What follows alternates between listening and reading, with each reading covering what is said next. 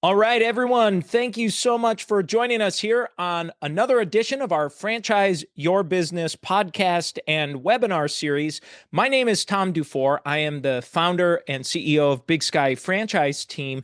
And today's session is a session we've been doing pretty much monthly, almost every month for the last about 4 years or so. And what we cover is a quick snippet and high-level overview of macro and some microeconomic data points just to try to get a sense of what in the world is going on in the world, at least in the US economy, and how that might be impacting your franchise sales. So this is a live event here and a live session. And so if you're new or just joining us, just as a reminder, please, I ask for you to subscribe to this podcast. You can subscribe to it at Franchise Your Business. That's the podcast. Just look for Franchise Your Business and you'll see an icon there, an image with light blue or a sky blue background with some arrows going up and to the right.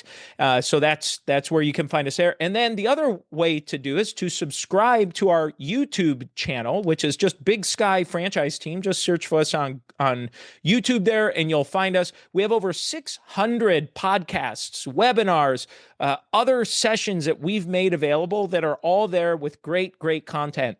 I'd be remiss if I did not also promote our second podcast called Multiply Your Success. We actually celebrated this month our 5-year anniversary, which was last week. We celebrated 5 years. Episode 262 was our 5-year anniversary episode. So pretty exciting stuff there. We had a great franchise guest. So especially if you're in the home services space, you're going to love listening to our guest. He's a lawn care company franchise that is over, I think he said about 150 or 180 franchises that he's been able to sell over the last many years.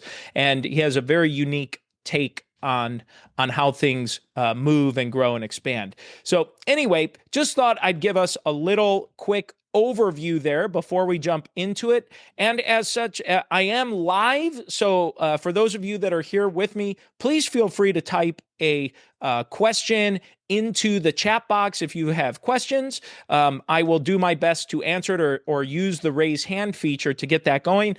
And we'll go ahead and jump into the session. For those of you that listen to audio only, I will do my best to explain and talk through each of the images that we're showing on the screen. If you're not able to watch this live on your screen, or if you are not able to watch the video that gets reposted of this up on YouTube. So we'll go ahead and get sharing here.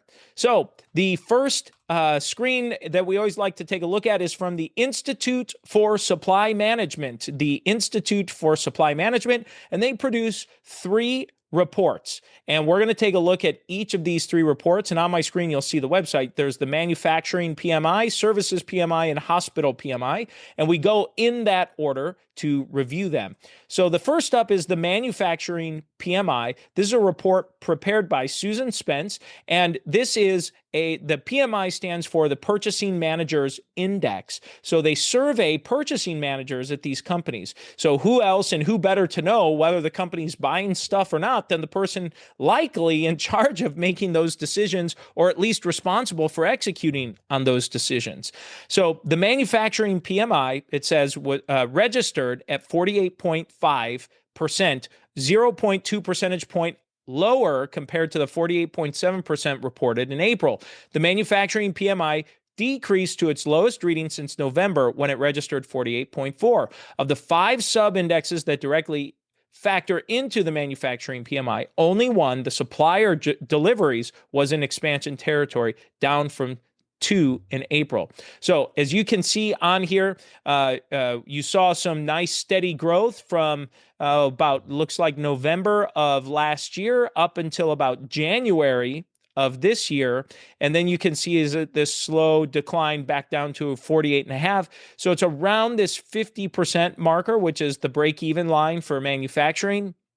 And the overall economy break-even line is here at 42.3%. So to me, what this is saying is, I think manufacturing is kind of, again, it's kind of been in this middle ground territory. It looked like it was starting to trend up, and now it's starting to trend down a little bit. So again, I tend to view manufacturing as a leading indicator. So when I see it kind of hovering around this middle marker, to me, what does that say? Well, I look at it and think 12 to 24 months from now, we're going to kind of be maybe just hanging out in this middle zone still. That's what I tend to think when I see it. You can see that we are up as compared to looking back. If you look at this chart back in 2023, you can see that it's obvious that it's higher than pretty much the entire year of 2023. And you can kind of see a bit of a trend line here in 2024, and it's at or above most of the months. Just visually looking at this, I'm not looking at the exact numbers, but just visually, you can see that that's up. So over the last couple of years, you see this kind of slow, steady increase that you can kind of start to see some of that trend there. We'll see how this continues, but that's on the manufacturing side. Okay, next up is services, and certainly services is important because in the United States, our economy is largely driven by services. And it says this is a report that was prepared by Steve Miller from the Institute for Supply Management, the Services Purchasing Manager Index. It says in May, the services PMI registered 49.9%, a 1.7 percentage point decrease compared to the April reading of 51.6%. A reading above 50% indicates the services sector economy is generally expanding. Below 50% indicates it is generally contracting. A services PMI above 48.6% over time generally indicates the expansion of the overall economy. Therefore, the May services PMI indicates the overall economy is expanding for the 60th straight month. So this report's pretty interesting. You can see that it just dropped below that economy, services economy break even at 49.9%. And you can see going all the way back to about, was that October-ish? It looks like October window where it was the peak number over the last 2.5 years. You can see that it's just kind of been this steady decline where the rate of growth has just been slowing. Because if we say that 50% is the services break even, well, it's been above that number. It's just been on this slow, steady decline up until this month where it dropped just below 50% on that. Okay, so what does that mean? Well, it means that if you're in a services related business, to me, it means it probably is a little bit harder for those sales that you might be securing. It might take a little bit longer. It might be a little bit harder to secure. That prospect might be talking to a few more potential suitors or potential service providers. So just some food for thought for you to be thinking about or considering as you're reviewing this, and just something for you to maybe even share with your franchise network and with your franchisees and to be thinking about on the franchise sales side of things. So that's the services PMI. Okay. Next up is the hospital PMI, and I will read here from the second paragraph, and this is a report that was done by Nancy Lemaster, and this report reads, starting at the second paragraph, says the hospital PMI registered 52% in May, a 3 percentage point decrease from the April reading of 55%. The business activity index remained in expansion territory for the seventh straight month. New orders index was unchanged in May, and the unemployment index was in expansion territory for the second consecutive month.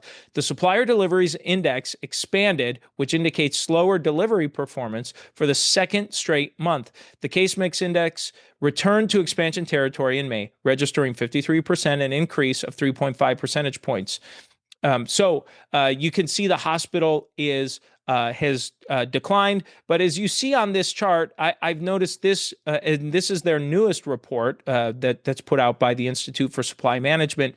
You can see that it has much bigger zigs and zags in between them. They're getting a little more narrow here in 2025, and it looks like you can kind of put a bit of a trend line through these numbers here, and it looks like it's generally declining here since about October, November of 2024, kind of this slow decline. So if we look back here, we can kind of see a similar period in services, and And then we can see manufacturing was increasing, and now it's decreased a little bit over that same time period.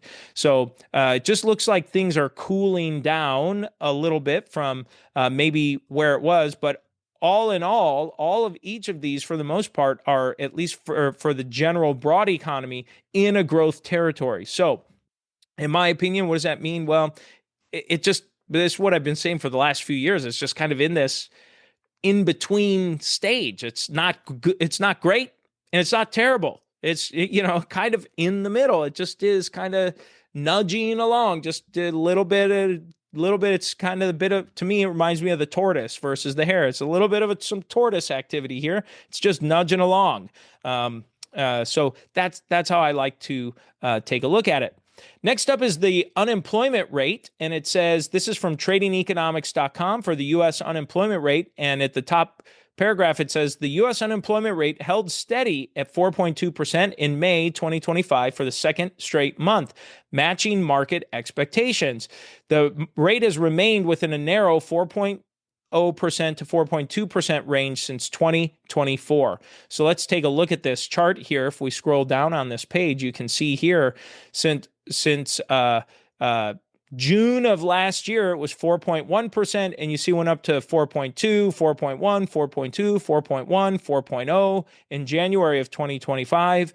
Then we have 4.1, and then we have March, April, May, 4.2, 4.2, 4.2%. So as a whole, in my opinion, unemployment is staying steady, and it's staying, relatively speaking, pretty low at 4.2%.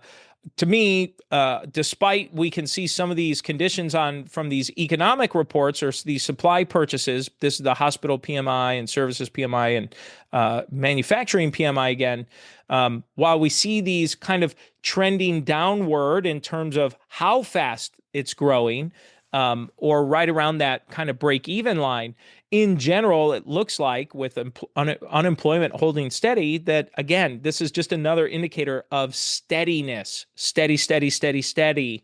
So when I look at it, I can't help but think, well, it's again, not great and not poor. It's just in the middle. It's nudging along. That's the best way I can. It's just kind of walking. It's not running. It's not jogging. It's that tortoise versus the hare kind of a thing. All right, let's take a look at unemployment rate. This is from tradingeconomics.com. This is the United States inflation and the consumer price for the CPI, Consumer Price Index. And it says the annual inflation rate in the U.S. rose for the first time in 4 months to 2.4% in May of 2025 from April's 2.3%, the lowest since 2021, but came in below expectations of 2.5%. So let's go ahead and take a look at this chart here. So you can see dating back in May of 2024, by comparison, it was 3.3% for inflation, and May of 2025 is 2.4%. So down, 9 points year over year from that. So pretty stark drop. The thing to remember with inflation, and you probably are familiar with this, but inflation compounds. So it's that 3.3% over the year before that, and this 2.4% for this year is 2.4% over where it was a year ago for that percent change. So the good news is, though, that we're seeing this steady, hanging steady the last 3 months, 2.4% inflation, 2.3%, 2.4%. Positive signs just to see that pricing increases and such seem to be leveling off. So hopefully that provides reduces what I consider price uncertainty for consumers, and hopefully is providing greater price certainty, which should hopefully improve consumer confidence and consumer spend. Okay, Next up here, this is actually back to consumer sentiment. This is the surveys of consumers, and this is the index of consumer sentiment that's put out by the University of Michigan. They've been doing this for decades now. And we're just going to take a look here. I'll click on the chart for the last 10 years. And you can see in January or February, here just a few months ago, you can see that consumer sentiment really dropped down to the lowest number where it was right around mid year about 2 years ago of 2022. Excuse me, 3 years ago. 3 years ago in 2022. So you see it bottomed out in 2022 and had this nice steady rise up until about January of 2025. So it had about 2.5 years of relatively steady increase. And you can see it's got these spikes, but generally showing a trend upward. And then things really crashed here in 2025. And last month, or excuse me, April was the low here. And it looks like for last month, it bumped up just a little bit. You can see on this blue line, I'm going to try to zoom in on this here. You can see on this blue line, it nudged up just a bit. So good news is I always like to see the nudge is going up, to reduce that drop. So we'll see where this goes. That generally means consumer confidence. When I read this, I think that this can sometimes be more of a lagging indicator. So as opposed to a leading indicator. So we'll see what this means, meaning lagging, mean it's a bit behind from what's actually happening. I think that this could be, hopefully this is an indication of maybe the sentiment of what was actually going on a couple months ago, and we're seeing things track back up. But if you find that it's been a little bit harder to sell stuff, a little bit harder to find customers, and this might be something for you to share with your franchisees or even in franchise sales, when you're thinking about franchisees coming into the network, if it just as a recommendation, I would consider sharing some of this data with people, because sometimes, depending on the prospects oftentimes are either bearish or bullish on what's going on with the market, regardless of what is actually going on. They just have, oh, it's negative, or oh, it's great. And this can come in and help temper those expectations, because if someone's too bullish, well, then they might have unrealistic expectations coming in terms of what your franchise is able to produce or what they will be able to produce as a franchisee in your network. So going over some of this economic data with them can help showcase what to really expect to maybe bring that overly optimistic perspective down to maybe a little more realistic, or the person that's maybe more pessimistic and they're saying, well, I think it's terrible and I don't want to buy. I'm worried. I'm going to wait until the economy straightens out. If I've heard that one in franchising or just sales in general, I've heard it 1,000 times. And so when you hear that, you could look at these data points and go back and show, well, actually, the unemployment rate is about as steady as it can get. I mean, it's about as consistent between 4.0% and 4.2% every month for a year. That's pretty steady, pretty consistent. You can look at the inflation rate working its way down. And then you have these PMI reports to show that it's relatively flat. You see a little bump up, a little bump down, but generally it's hovering right around this middle ground. It's just kind of bumping up and down there. So I just think that that's worth noting and pointing out just as a point of discussion for you to consider talking about with either your prospects. Say, here's the data, here's some information to help you in making your decision. Maybe you write a blog post about it, by the way, and talk about it. Or you host your own webinar with your franchisees or prospective franchisees and share this data and you talk about it and say, what do you guys think? How do you think this might impact the business? Or are you seeing this impact your business, especially for your franchisees that are in the system? Are you seeing this in your system? What are all you seeing? Survey the franchisees. Our guest for our 5-year anniversary for our Multiply Your Success podcast, he is obsessive about surveying his franchisees, and not just obsessive about surveying them, but also then taking that data and executing on it and doing something with it. So it's a really, really great episode, and something that you might be able to survey, get a sentiment, and see what they're thinking about. Okay, next up is business formation statistics. This is from the U.S. Census Bureau, and this is from census.gov, and it shows the total number of new business applications. And so you can see here, for the month of May, there were a total of 446,993 new business applications filed across the United States. That is a whole lot of new business applications. And so I think it's important for you to take a look at this and see that, really post COVID here, and since about August of 20, it was down a few months, but basically since mid-year 2020, so about 5 years, outside of a few months, there have been over 400,000 new business applications across the United States. And I say this every session, but boy, this is a trend. This is happening. People are thinking in the United States. They've got business startup on their minds, and they're acting on it. So if someone inquires about buying your franchise or expresses an interest in it, know that this is that they are likely serious about doing something. And whether it's buying your franchise, starting their own, whatever it might be, I think you need to assume that they are going to be going into business for themselves. And if they're going to, why not buy your franchise, especially if they already inquired about it? Something about your franchise caught their interest, attracted them to it, to what you're doing. So help communicate how your franchise can help solve their interest or their problem of wanting to start a new business. So I just think it's important to talk about that and to share that.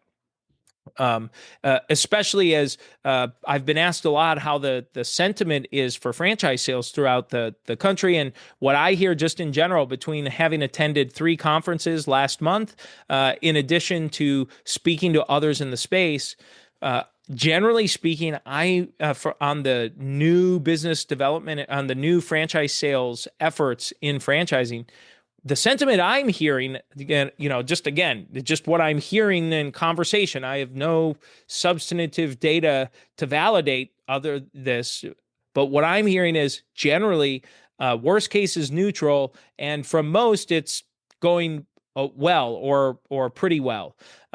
So it's typically positive when I'm talking to folks. So to me, that's a good sign. And during economic times of uncertainty or what's happening, for example, with with the last few months of uncertainty and with the tariff situation that's been going on, what I usually see is that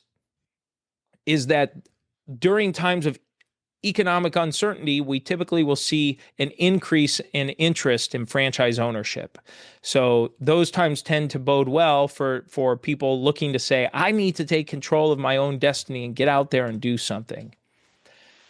Okay, this next chart is from the U.S. Chamber of Commerce. They do a small business index every quarter, and they've released their quarter 2 for 2025. And the summary and highlight says, inflation remains top concern with future expectations mixed. And I'm just going to read some of the highlights off of this chart. It says 73% of small businesses say that they are comfortable with their cash flow. So I like this as a nice little interesting sentiment. That means if these small businesses are comfortable with their cash flow, that means overall things are going well. Maybe not great, but they're going well enough that they're comfortable with their cash flow. So I think that's a really going number. That's almost 3 out of every 4 small businesses saying that.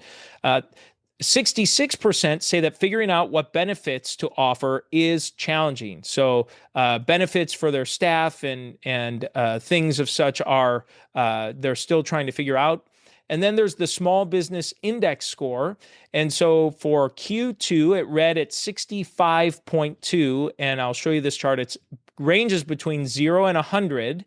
And so it's 65.2.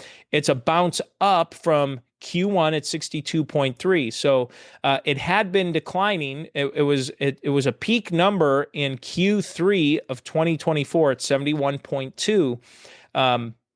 A peak number over the since Q3 of 2021. So it's been 4 years. And then it declined for Q4 of 24, it declined in Q1 of 25, and now it's bounced up in Q2. So to me, that index score, one, it's been steadily growing and kind of hanging in this low to mid 60s range, a few spikes here and there, but it's kind of been hovering in and around that spot here for 1, 2, 3 years, almost 4 years. It's kind of been hanging in that zone. So I think that's positive because it's not below 50, but it's kind of in that, slow growth kind of a zone, or cautious growth kind of a zone. Okay. Next up here is that I'd like to showcase are a few items from, this is from Franchise Insights, and they're publishing this on their LinkedIn page now. So this is Franchise Insights on LinkedIn, and they've been publishing their reports here instead of their every week. So it's made it a little easier to find. So we'll go over a couple of these, but this was published by Mike Alston for Franchise Insights. He published that June 25th, which was yesterday. Excuse me, not yesterday. It was today's the 27th. So that was on Wednesday. He published this, and it says how aspiring franchisees are currently employed. And it says 1% are active military, 16.7% are current business owners, 21.7% are freelance or consulting, basically kind of like an independent contractor. 13.3% are part-time and 47.3% are full-time.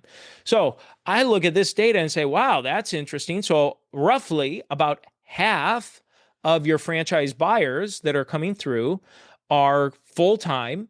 And then you've got roughly about 1 out of every 12 is part-time. About another 1 out of every 12 is going to be a business owner. So I find that interesting. So you've got a bunch of folks that are looking to buy a franchise that already own another business. So my point in calling that out to you in franchise development, for those of you in franchise development and franchise sales, is to be thinking about how does that business owner play in your system? Is it welcome? Is it something of interest? Or are you going to rule that person out because you want to make sure that they're focused entirely on your business, or see how they're going to fit in with your business? Now, by example, we have a client that she sold her first franchise. It turned out it was a multi-unit franchisee that is an owner in other businesses, and that franchisee is partnering in a minority partner to run daily operations of that business. So while that business owner is not actually going to be running day to day, so maybe there are some creative things you can do within your franchise system to make that work. So that's one piece here. And then the other one that I'd like to showcase is just talking about, the franchise buyers by age. And so from January to April, if you're looking at this chart, the chart shows the age by age cohort, they call it, by generation, essentially. And it shows January to April of 2021 compared to January to April of 2025. So it's comparing from 4 years ago data to today. And it shows that today, Generation X is showing that they are purchasing, that they are 52.9%, so roughly 53% of all franchise buyers. Baby boomers are 22.4%. Generation Y, or millennials, are 21.7%. Gen Z is slowly picking up a little steam. They're at 2.3%. And then the silent generation, those born before 1946, are at 0.8%. So just be aware that if you were to kind of average this out, it looks like about 50% of your buyers are going to be Gen Xers, about it's roughly, a quarter, or one out of every two, or excuse me, one out of every four, or one out of every five will be a millennial. One out of every four or five will be a baby boomer. And then you've got the balance. A very, very low percentage will be Gen Z and silent generation on average. So just be prepared that the Gen Xers, which that makes sense, middle-aged, having worked, having some assets that are ready to start doing something on their own. And so that's what I'd like to talk through for the day. I would love to open this up to any questions from anyone here. If you did join us late, please, please, please make sure you subscribe to the podcast, Franchise Your Business, available any of your favorite podcast service, whether it's Apple, Spotify, or subscribe to our YouTube channel to get access to the podcast as well. Do we have any questions from anyone that's been able to tune in today? Okay, well, I'm not seeing any questions come through. If you would like to speak a little bit further about anything specific to your business, we do offer a free consultation. So if you say, boy, Tom, this was a great message, I'd love to talk a little bit more about this, or how it might apply to my business, or have some specific questions about what's going on in your world that Big Sky might be able to support you with, please reach out. You can come to our website, bigskyfranchiseteam.com. You can schedule a free consultation, and we'd be happy to talk with you and talk with one of our team members, or put a request in to speak with me. I'd be happy to spend a little time with you and see if there's something we can help you with, or help you on a decision-making journey that you happen to be going through. Thank you so much for being here today, everyone. Have a great rest of your week, and a great rest of your day. And if we're not back next week, I hope you enjoy 4th of July. It's one of my favorite holidays. So happy 4th of July. And we look forward to seeing you here next month as we continue this series. Thanks, everyone. Take care.